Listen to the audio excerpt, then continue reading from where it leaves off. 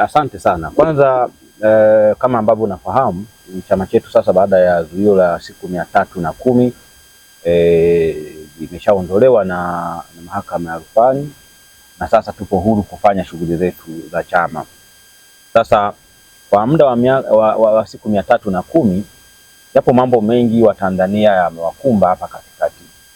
Masuala ya kijamii, masuala ya kiuchumi, masuala yanayohusu rasilimali za nchi. Yapo mambo mengi sana na kwa bahati mbaya chama cha Chadema ndio ambacho kimekuwa kama sauti ya Watanzania. Kwa muda wote huu wamekosa sauti ya kuwasemea. Kwa kifupi sasa maana yake ni kwamba kuna mkusanyiko wa mambo mengi sana ambayo tunatakiwa kuyafanya kwa muda mfupi, na hiyo ni habari sasa ya kuandaa Watanzania kwanza kufahamu matatizo ambayo taifa linakabiliwa, lakini kuandaa kuchukua hatua ambazo zinatakiwa.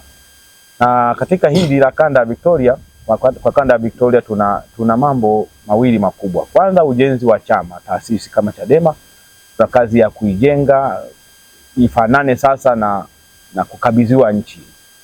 Pili, tuna kazi ya kuendelea kuwasemea Watanzania. Chadema ni sauti ya Watanzania. Katika eneo la sauti ya Watanzania, unafahamu Tanzania yetu hii hususan mikoa ya Mwanza, Geita na Kagera ina rasilimali nyingi sana.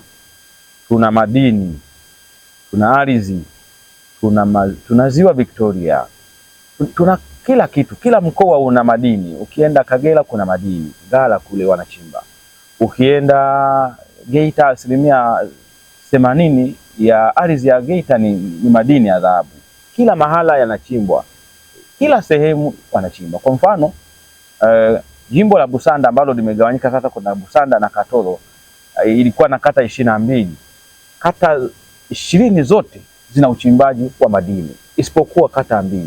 Kwa unaweza kaona kwamba Geita imejaliwa sana rasilimali za asili ambazo Mwenyezi Mungu ametupa.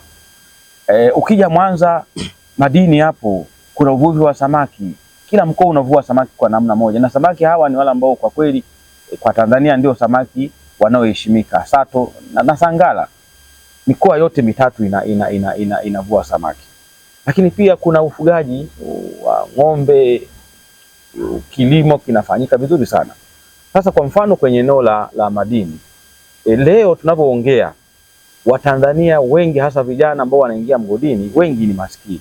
Wanafanya kazi ngumu za kuingia shimoni, kuchimba, hawana assurance ya maisha yao, na wanapopata kidogo wanakuwa na matozo mengi na migodi mingi ambao kwa sasa tunaandaa taarifa, tutakuja na ripoti ya kuhusu masuala ya madini. Migodi mingi unayoiona asilimia kubwa wanapewa Wachina. Na Wachina hao wanapewa kwa sababu moja, Wachina wameshajua utamaduni wa Watanzania, utamaduni wa viongozi wetu, kwamba viongozi wa Tanzania wanapenda rushwa. Kwa hivyo wanapokuja wanatengeneza mazingira ya rushwa, wanawapa madini, kuchimba madini. Na ndio maana uwezi kuona kwa kweli madini yanawanufaisha vijana wadogo ambao wanachimba mle mgodini. Asilimia kubwa ni kwamba Wachina wamechukua migodi mingi na wanapewa nafasi ya kwanza kabisa kuhakikisha kwamba wanapata walau vitalu vya kuchimba madini. Sasa sisi kama kanda ya Victoria, kama chama sauti ya Watanzania, ni lazima haya mambo tuyaongelee. Kwa tutaongelea kuhusu rasilimali za nchi, tutaongelea kuhusu haki za Watanzania, tutaongelea kuhusu mfumo wa elimu yetu ya Tanzania, tutaongelea mambo mengi, utoaji wa haki na kadhalika. Eneo la afya pia bado kuna shida. Pamoja na utajiri ambao nimeusema, bado kuna shida ya maji. Sisi kanda ya Victoria tumejaliwa maji baridi kabisa, ukitazama tu pale unayaona. Lakini kuna mgao wa maji kanda ya Victoria. Mwanza bado kuna mgao wa maji. Bucherere tu hapa ambayo imepakana na ziwa, Buhongo ambayo imepakana na ziwa, Mkolani ambayo imepakana na ziwa, kuna shida ya maji. Maji yanatoka kwa mgao.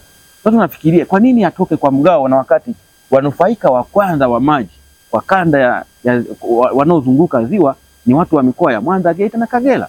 Kwa nini kuwepo na mgao wa maji? Kwa hiyo haya mambo yote lazima sisi tuyazungumze.